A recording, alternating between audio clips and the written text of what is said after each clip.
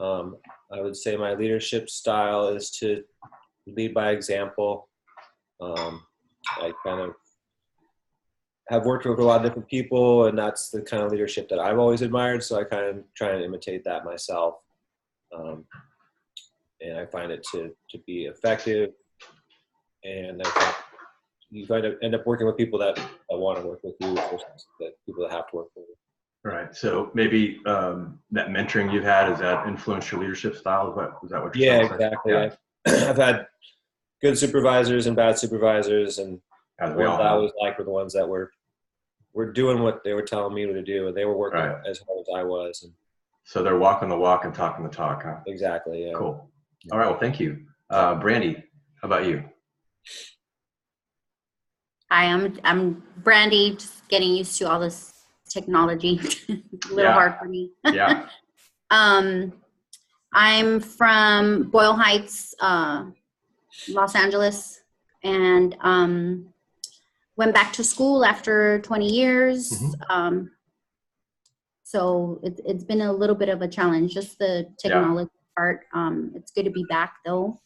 And the kind of leader that I hope to be is to lead by example, and just get in there with with your team, and just do the work like they do. I don't want to be viewed as I guess that type of leader that doesn't do the work, just kind of tells them what to do. I don't want to do that. So you don't want to be the person that delegates and sits back. Right. Lets them do their work. Yeah. That's good. That's good. Well, thank you for sharing. Erin, how about you? Hello, I'm Erin. I live in Arcata, California with my fiance and our 3-year-old son. I work at a local elementary middle school.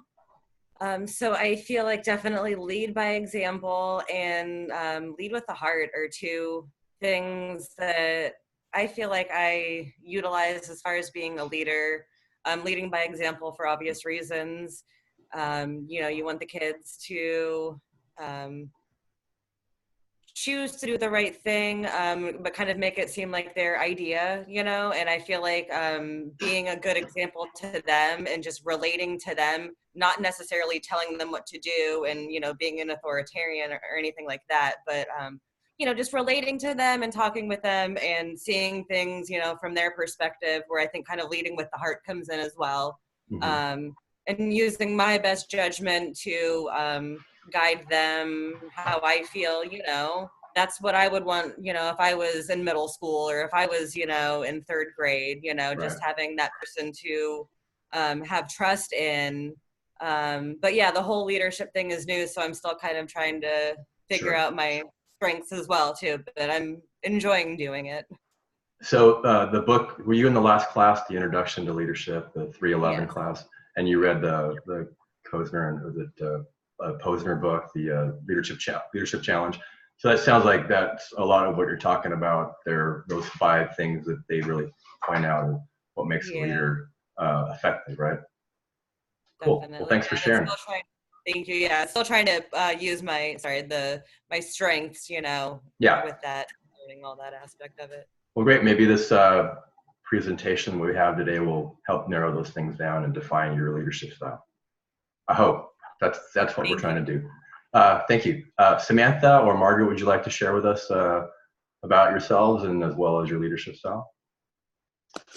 Yeah, I can. I just saw, I think, Samantha in the chat that and I do as well. So if I'm sniffling, sorry about that. No problem. So my name's Margaret. I live in Santa Barbara, and I work at Santa Barbara City College in the disability department. I coordinate all our student workers. So I went from never managing anyone to managing over 30 very young people. Oh. So I'm not really sure about my leadership style yet. And, but I do have a really great mentor at my job currently, who we do like very impactful work, and she's always made sure that we're all aware about how meaningful what we do is, and is very like supportive. And so I'm trying to do the same for like the young people that I'm working with.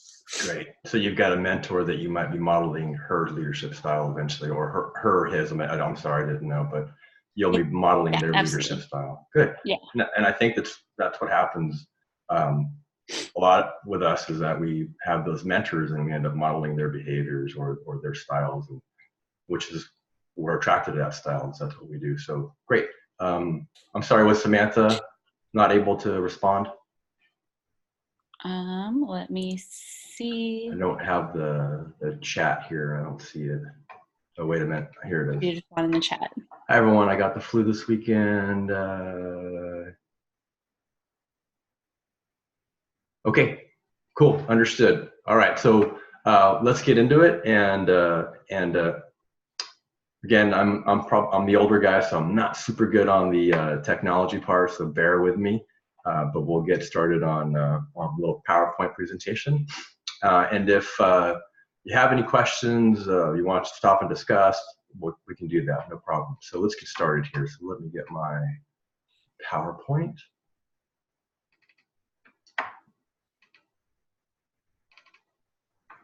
All right, stand by here. All right, do you guys see that? Yeah. Okay, fantastic. So today's presentation is going to deal, like we talked about, leadership style and what type of leader are you. This is something that resonates with me, especially since I became a formal leader in my organization about 4 years ago.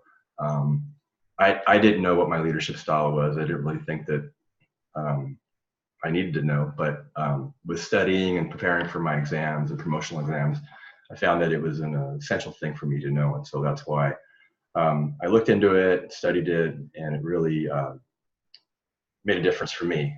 And I think it still makes a difference for me with my crew and the people I work with. And I've got, and just to tell you a little background on my crew, so I'm the captain at a station in a metropolitan area in LA, like Beverly Hills. And I've got 6 crew members that I manage and lead in a dynamic situations as well. Okay, so let's go ahead and continue. So today's objectives or expected outcomes are we're going to be able to define leadership or what leadership is. We'll define what influences leadership styles. So some of you have talked about mentors, other of you have talked about examples or possibly reading a book that's kind of inspired you to have a particular leadership style. So we'll talk a little bit about that. And the importance of knowing leadership style and identifying the organizational leadership styles. So I think it is important to be able to define your own leadership style. And that way, maybe you can manage that leadership style when you're dealing with certain individuals who may not follow that leadership style or may not buy into that leadership style. And sometimes you might have to change, or maybe there's an organizational thing where that leadership style doesn't fit the organization, or maybe a departmental thing or a division thing. So knowing your leadership style will help you fit into your department, division, organization, and even interact with your followers. Then we'll be able to identify, we're going to identify, there's a ton of leadership styles, and there are a ton of leadership definitions. What I've tried to do tonight is narrow it down to about 6 styles, and we'll go ahead and go through that. And then we're going to identify and define your own. Hopefully at the end of this thing, I'll ask the question again, we'll go through the group, and we'll say, well, of those 6, would you be more of this type of leader or that type of leader, and maybe help you define your leadership style as you progress through the program. Okay, any questions? Okay, hearing none, we'll continue. So what is leadership? So what is it all about? So the definitions, as I was mentioning earlier, is that they're broad. So I did research, obviously, to prepare for this class, and I found one website that had over 100 definitions of what leadership is. A lot of definitions. So so I've narrowed it down to about 7 of them. And leadership is basically the art of motivating a group of people to act towards achieving a common goal. And that's kind of the textbook definition that I found. So that's a basic definition of what leadership is. And then these are quotes from people who have defined people who are influential in the world or organizations. These are their definitions. This is a known author, but basically this author says that a leader is one who inspires, motivates, and leads people to accomplish great organizational goals. Number 3 is, this is out of the Posner and Kouzes book, Leadership Challenge. Leadership is the art of mobilizing others who want to struggle for shared aspirations. And I'm just reading off of this. I'm not a big proponent of reading off stuff, but sometimes we can't avoid it, so I've got to do it. Then the action of leading a group or people of an organization is basically the dictionary, what I found in Webster. Then number 5 is by Mitt Romney, and leadership is about taking responsibility and not making excuses. And as you see, maybe the authors of these definitions, you can possibly define their leadership style based on how they define leadership. Then this is by Andor Malraux. He's an author, a French author, and he says, to command is to serve, nothing more, nothing less. And this one resonates with me, only because of the type of work that I do. And lastly, it's from Ralph Nader. I start with the premise that the function of leadership is to produce more leaders and not more followers. So again, as I mentioned, there are hundreds of definitions, and I think that your leadership style will define what leadership is to you. Any questions about that? All right, cool, let's continue.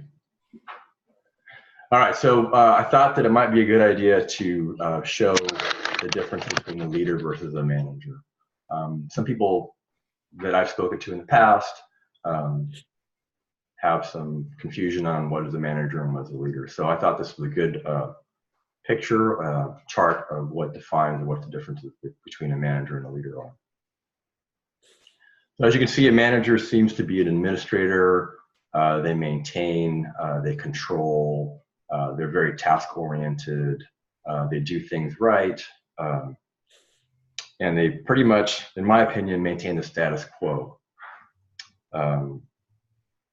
Doesn't really seem to me that a manager is much of a motivator for employees. So he's about arranging and telling people what to do and how to do it. Whereas a leader, on the other hand, is an innovator. He develops and inspires people. He has a long-term view of the organization, a possible department or the division. He asks what and why. He engages people. He's collaborative. He originates ideas, progressive and innovative. They tend to challenge status quo, and they look outside their four walls to see how things can be done or be done better. And they also do the right things. Any questions or comments, or anyone want to add to that? Pretty simple, right?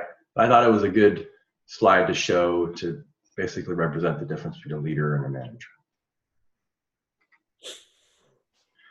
Okay, so what shapes and influences your leadership style?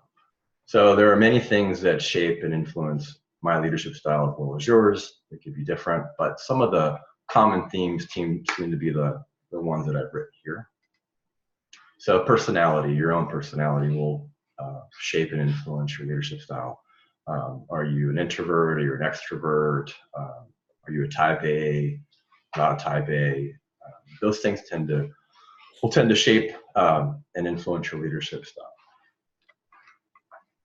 Also, your environment, organization, and culture will kind of influence your leadership style. For as far as me, I come from a paramilitary organization. I've been in it for 24 years, and that's shaped my leadership style to a certain extent.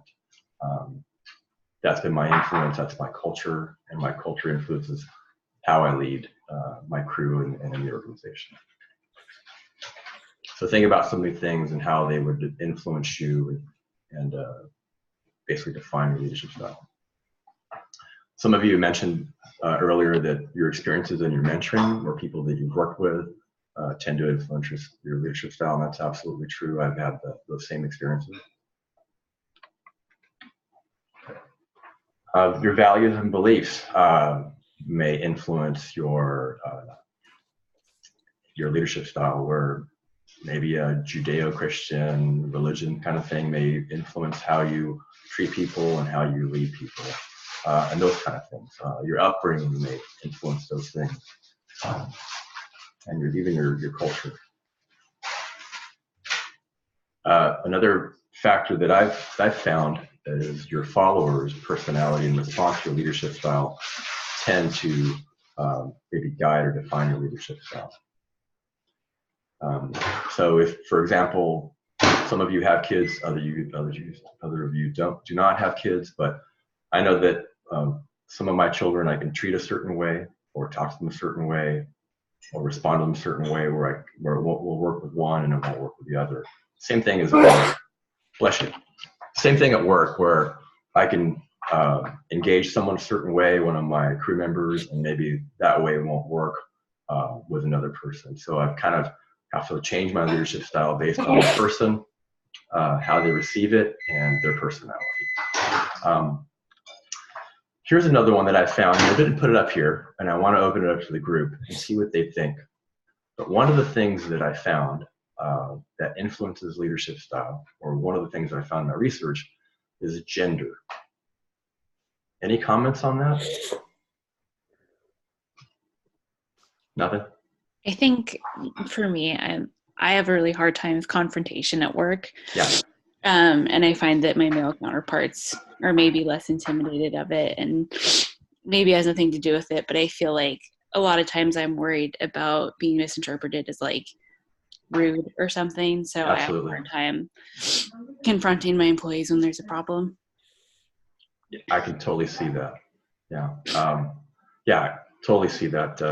You're a little more hesitant because of how you'll be perceived, right? Yeah, this is Teen, and I have a similar experience where I definitely tread lightly sometimes in order to not be misinterpreted.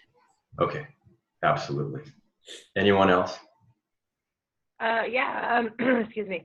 I feel like with the male counterparts at my work, sometimes I feel like it's easier to talk with them because I have an older brother. So maybe, you know, my environment and growing up with having an older brother and just being comfortable with that, I feel like sometimes it's easier to communicate. And if I have a problem, it's, you know, I feel like it's more laid back and I don't have to be, I guess, as serious as with some of, you know, the other females where, you know, it's, I feel like maybe I need to be a little bit, you know, more proper and, you know, approach things differently and not so laid back. Okay. And because they'll interpret it a certain way, is that what you're thinking? Well, or? yeah, I feel like they would interpret it as me kind of like not really caring about the issue, but just kind of bringing it up and not really, you know, following through with it, perhaps, where it's, you know, I feel like I want to, you know, just make it more of a point with them, I feel, and that's, again, probably environment and growing up.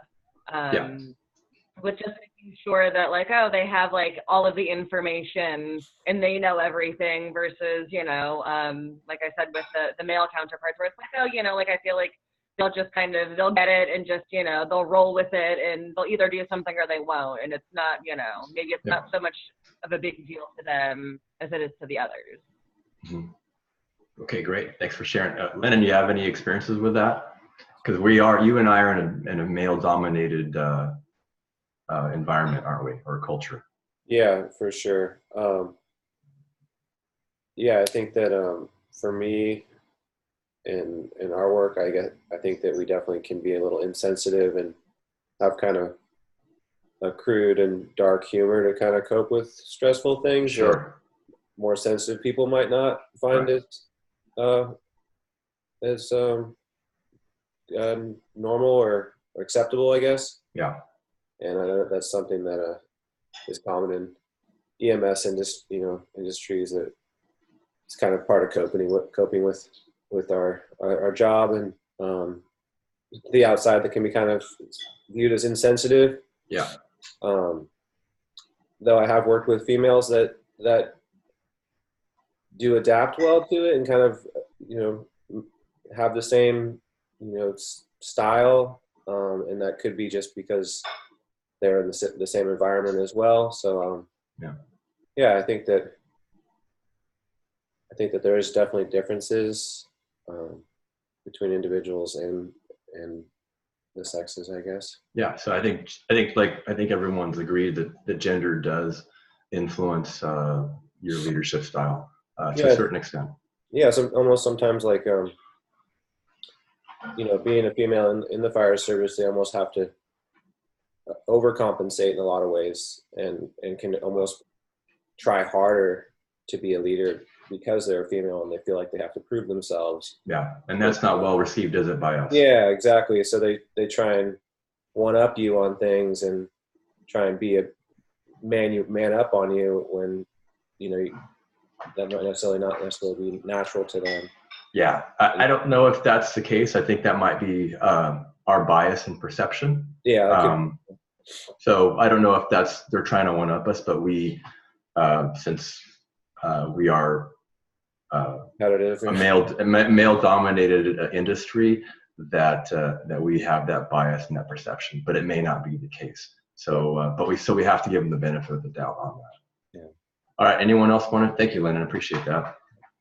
Anyone else want to share about that, or have any input on what what influences shapes our leadership style? All right, cool. We'll continue. Oh, and lastly, the type of work or tasks that we do.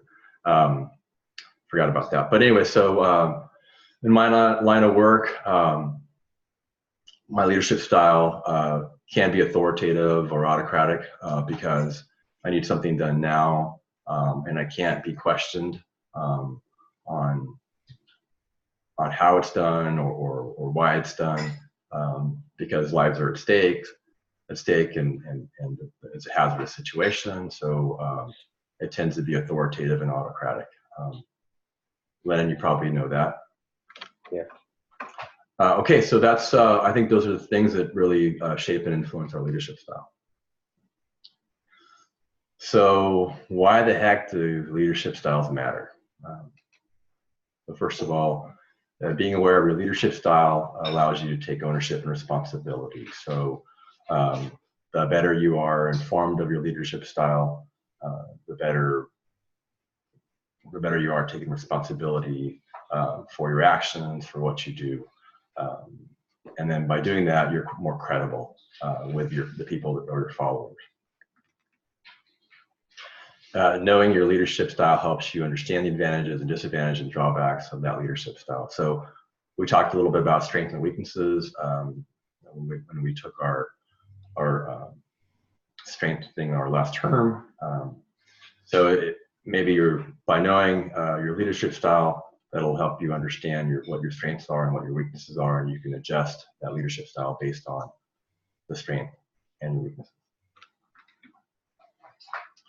If you're unaware of your leadership style, then how do you work on improving your leadership and leadership effectiveness? How do you improve on what you're not aware of and cannot define?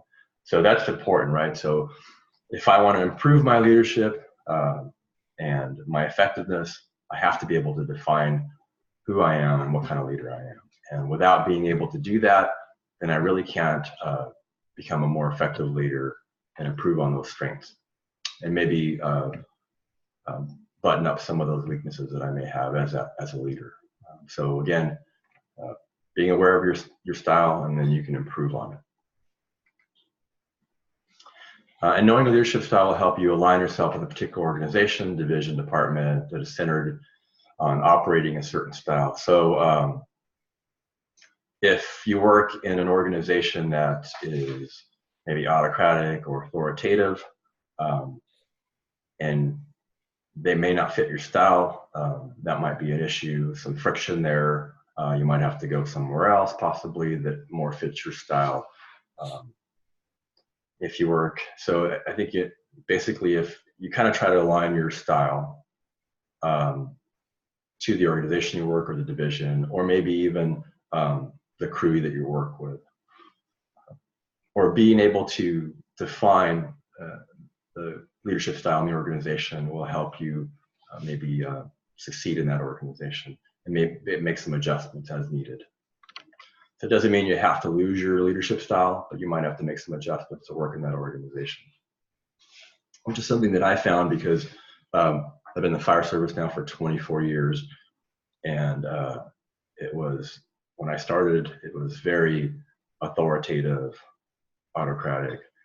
You do as I say, don't question me for everything. Working with guys that were in the Korean War and the Vietnam War, and so that tended to be their style. Where it's really progressed and changed in the last 25 years to become more of a transformational type of leader. And we'll talk a little bit about more transformational leader. But you have to kind of fall in place and figure it out. All right, let's go move on.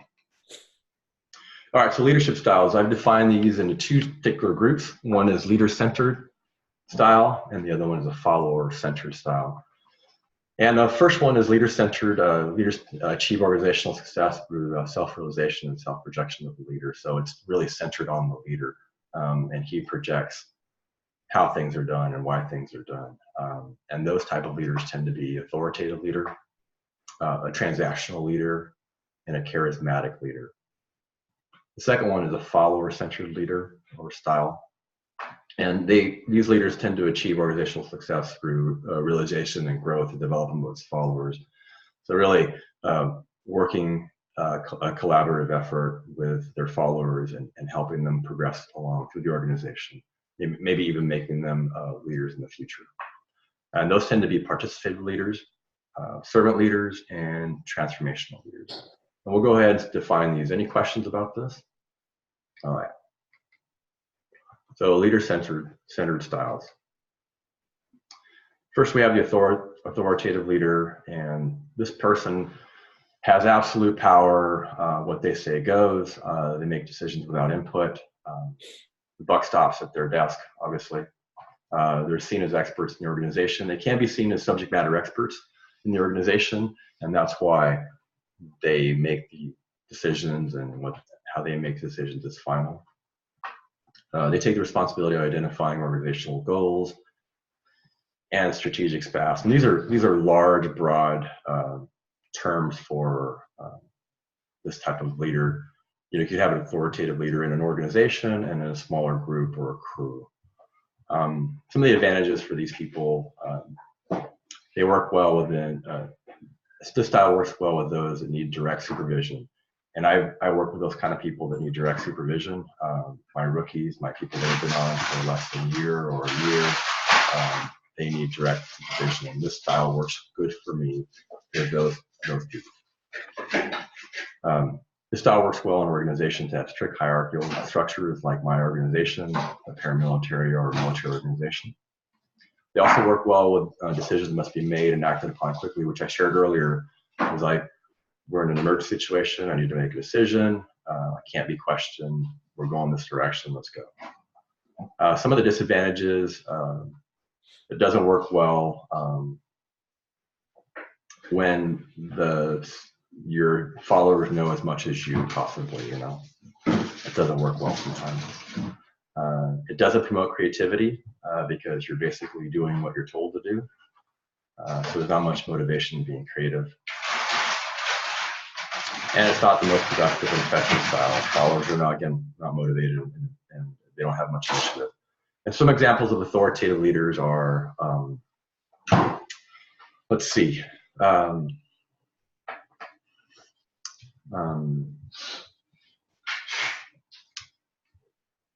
Yeah, I don't know. I would think some military leaders, World War II era, were real authoritative, and there probably still are some of those kind of authoritative leaders in the military. So that's what I fall back on, or see those authoritative leaders in those kind of organizations. Maybe like a Patton or something like that.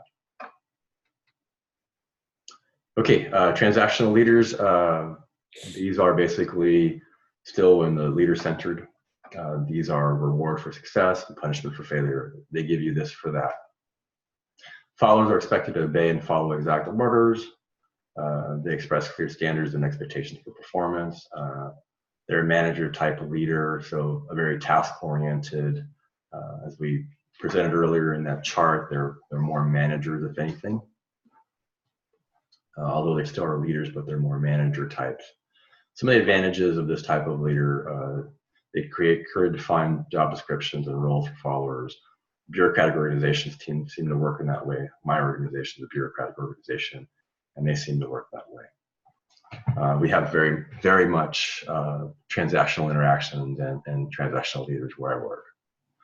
They offer a great deal of direction for followers, giving them a sense of security. So maybe some of you have had experiences in your place of work or in your life that there are some people that don't want to make decisions, that need a lot of guidance. You kind of hold their hand through doing stuff. And so those kind of followers seem to work well with this kind of leader. It motivates followers to perform well, to receive promised reward. So this for that. If you do this, then this is the reward. Some of the disadvantages of this type of leader, this again, as we talked about the manager, they always maintain the status quo. They're not super creative or forward-looking. We talked about that. They create more followers and leaders, so they don't promote no succession planning really in this style. They're looking for more followers, or they create more followers than they would leaders. And then the transactional leader, they focus on consequences. If you don't do this, then you don't, this is the consequence. And that's some of the disadvantages of a transactional leader. And lastly, within the leader influenced group is a charismatic leader. So some of the examples of charismatic leaders for me would be like Barack Obama, Martin Luther King, Fidel Castro. Those are some of the people that I would think as being charismatic leaders. Maybe Oprah Winfrey, some examples. They're known for their immense enthusiasm that they inject into the organization or the people that follow them. They embrace communication with followers, although they may not be collaborative, but they do embrace communication. They're concerned about the image and uses their image to charm and influence followers. Again, not really maybe working so much with followers, but merely trying to charm them or charming them. Some of the advantages, they do increase follower loyalty. They do have higher productivity because of that loyalty from followers. And there's a greater focus on some growth sometimes, where the follower may model the leader, kind of the mentorship. They may model his behavior or their behavior and become a leader at some point also. The disadvantages are you create yes men. We don't want those kind of people. Organization is completely dependent on leaders' charisma. So your organizational success is completely dependent on that leader, the charismatic leader. If that charismatic leader were to leave, then there may be a void within the organization. You don't have that charismatic leader leading anymore, which may cause issues or problems for that organization to succeed and progress in the future. And again, on the other side, it may create more followers and leaders. Something we talked about in the advantage, but this is on the other side. All right, any questions on that? All right, very good. And then the next one is follower-centered styles, and this is some of the newer styles that I would say newer. Some of the social scientists have come up with these in the last probably 20 to 30 years. So a participative leader is basically a democratic leader. He relies on the abilities, knowledge, and feedback of the entire team. So he is a little more collaborative. He engages the group and gets their input on decision making. They're a balance between autocratic and charismatic, so they're somewhat controlling, but they also do some delegating.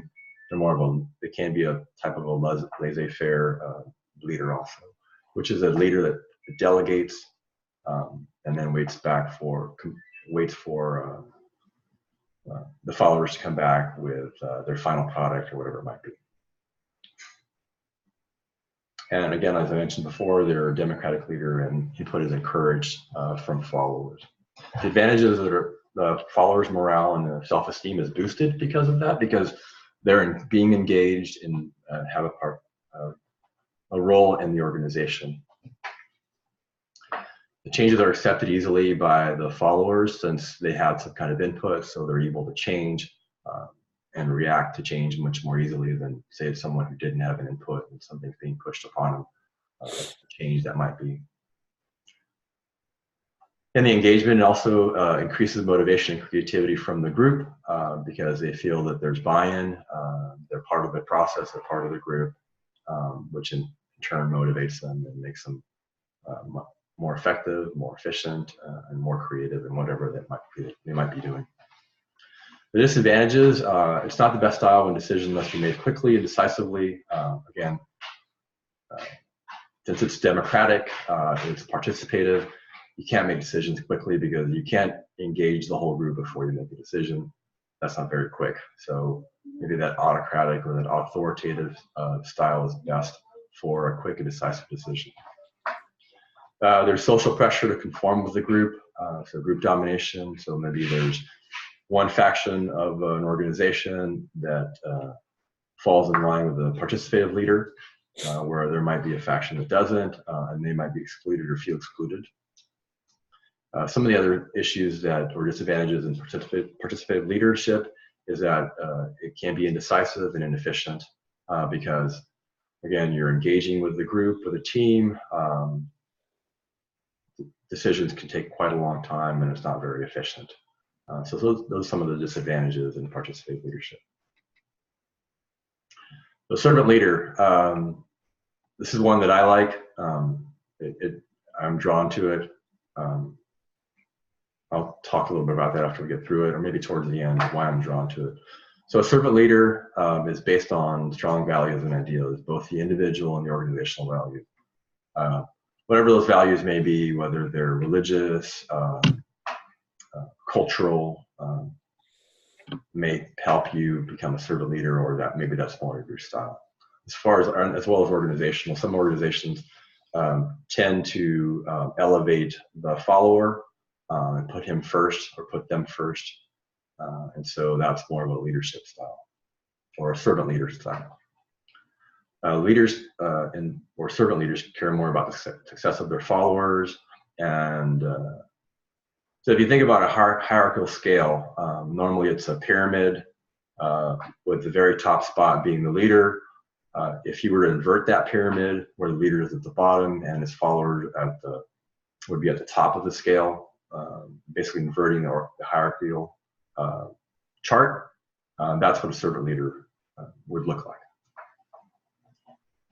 They look after the needs of their followers and provide an environment where followers can reach their full potential. So there is some, again, the servant leader is looking out for his followers. His followers will appreciate that, obviously, and then pass that same sentiment or that servant leadership style onto their customers. So the customer would come first, and then they would come second. And so that's one way of looking at a servant leader. The advantages are you've got engagement and loyalty from the follower.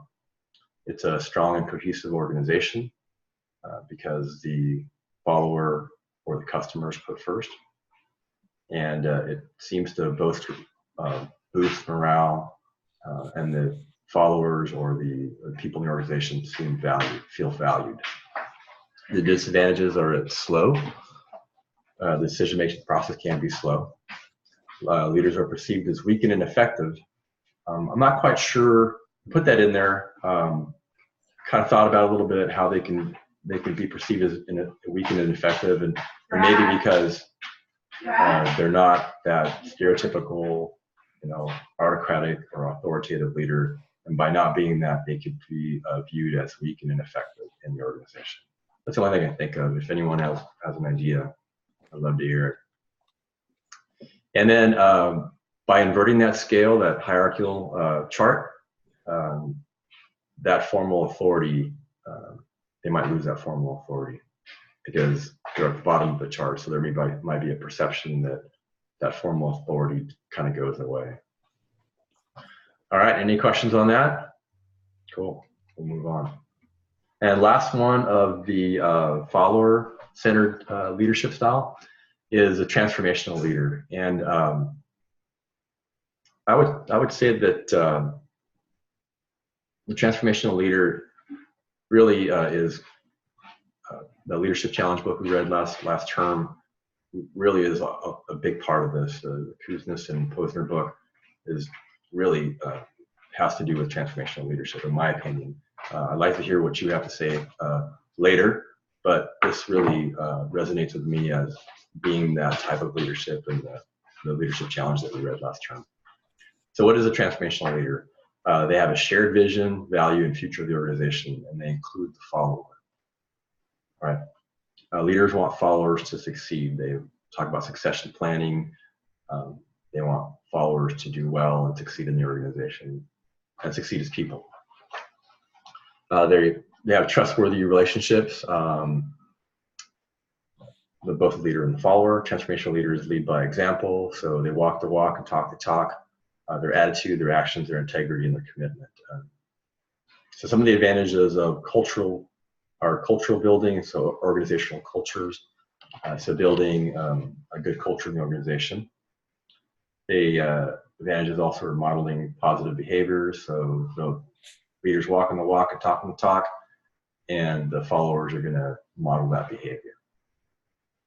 And then on top of that is the followers feel that they have some autonomy to make decisions given to them by the leader in this type of leadership style. And I think that, real quick, this is where I spend, me as a leader in my organization and with my crew, this is where I spend the majority of my time as a leader. So some of the disadvantages, they're not detail oriented. They rely on the big picture too much, oversight of details. So they tend to be big picture, not task oriented. And that's where, again, going back to what I do and where I'm at, so that leadership style would change from transformational to more task-oriented managerial style, maybe again, autocratic and authoritative, where it's more task-oriented, or transactional. There could be some employee favoritism and potential for factions within the group. And one of the actual things that I didn't think about as disadvantages, caught me off guard, or I didn't really realize that, but it's long hours and burnout by employees. So because there's so much engagement from and buy-in from the followers that they work longer, harder, and there may be some burnout because of it. All right, so that concludes the kind of the two styles or the two main headings of the leader-centered and the follower-centered. So think about that. Well, maybe where do you fall into that? Do you fall into one more than the other? Or are you just one? Can you kind of move from one to the other? Maybe is it best to move from one to the other? We'll talk a little bit about that. So what is the best leadership style in your opinion? Is it leader-centered style? Is it follower-centered style? Or is it maybe a combination of a bunch of styles? You know, a little bit of transactional, a little bit of transformational, a little bit of autocratic or authoritative, a little bit of the democratic style. So I kind of want to hear, well, let me finish at the end here. So my leadership style, after learning about these leadership styles for the last several years and reading about it and discussing with people and talking to my mentors, I found that the best leadership styles tend to be situational, where my leadership changes, or the style or my approach to my people based on the situation and the follower or my subordinates or my crew members. So I'm able to use one style for one situation and use another style for another situation, and cognitively be able to switch from one to the other, saying I'm going to use this style, or I'm going to use that style, which I think is part of what we're trying to do today, is so that you cognitively aware of possibly changing styles or using one particular style over the other, which will make you, I think, make all of us more effective leaders. All right, so what I want to do now is go back to the discussion. Let me finish up here. So here are my references. And lastly, there's an authoritative leader saying thank you. All right. I'm going to go ahead and stop, and I just want to have some discussion. So I'm going to go back to the group again, and we're going to, after I've presented that, we're going to go maybe talk a little bit about, now that you've got some styles, what have you fallen on one tonight? Do you tend to be more one than the other? So let's start with Brandy.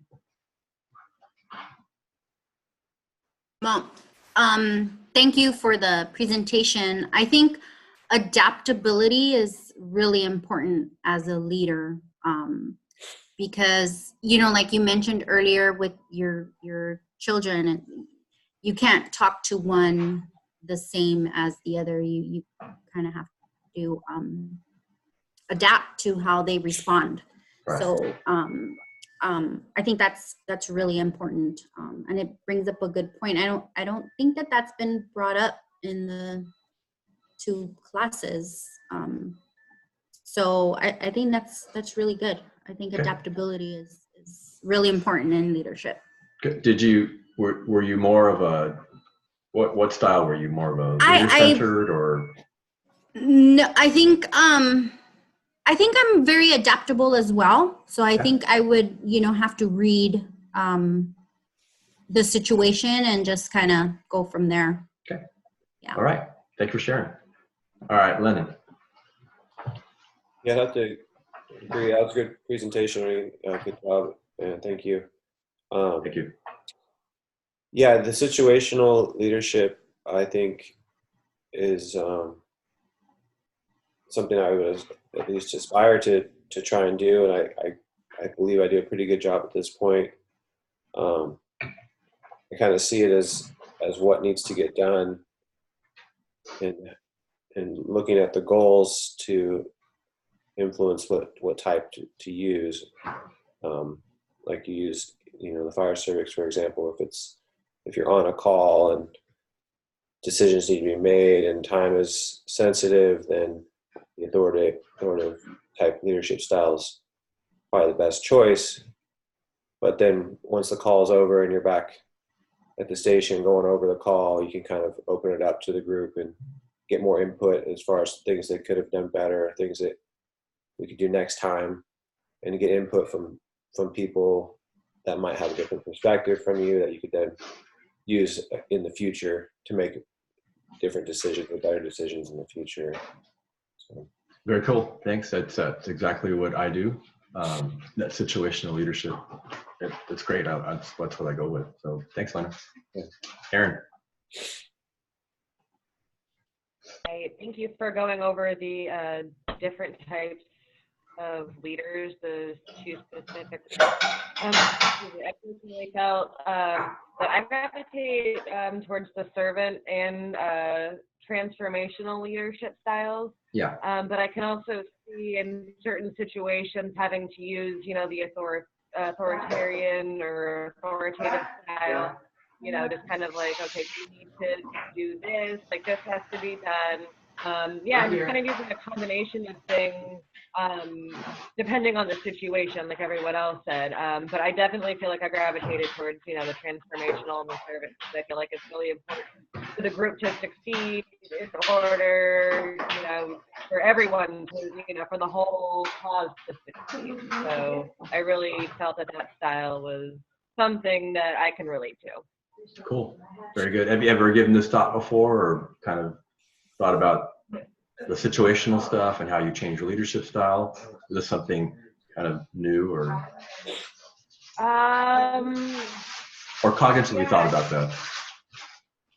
Yeah, it's I feel like sometimes it just kind of like comes as you go, and you don't, like, sometimes for me personally, I don't realize it until like after the fact. So a lot of like going back and kind of, oh, like this, really, that happened this way, and kind of learning I don't know, I feel kind of backwards sometimes. No, it's just kind of organic. You just respond to the situation, but you can't cognitively put a name on it, right?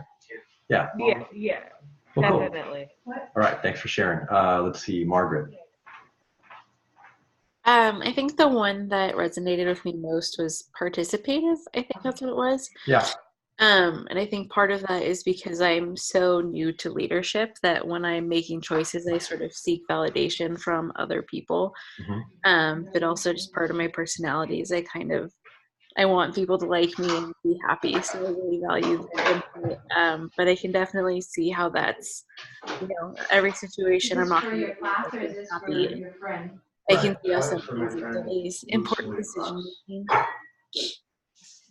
Great. Well, awesome. So I'm glad you got a little bit from that. So yeah, thank you for sharing. Let's see, Samantha, you're unable to, is it Tina? Just a plain black t-shirt? Teen, okay. That the type that I gravitate to most, or I'm most easily led by, is the transformational. Yeah. Does he have to turn this in by? It's because of the kind of inspiring nature of it. And yeah, so the things about like succession planning, things like that, really stood out to me. So I'm not quite sure what my leadership style is, but I know that I like working with people like that. All right, cool. Thanks for sharing. Well, that concludes the presentation night. I hope that I've left you with some food for thought, and hopefully that you're able to, in the coming semesters here, figure out what your leadership style is and develop that and strengthen that. And thank you for your participation. Thank you for letting me engage you, and thank you for being so engaging. Merry Christmas and a Happy New Year, and we'll see you next year. Yeah. Happy New Year. All right. Take care. Thank you. Bye-bye. Yeah.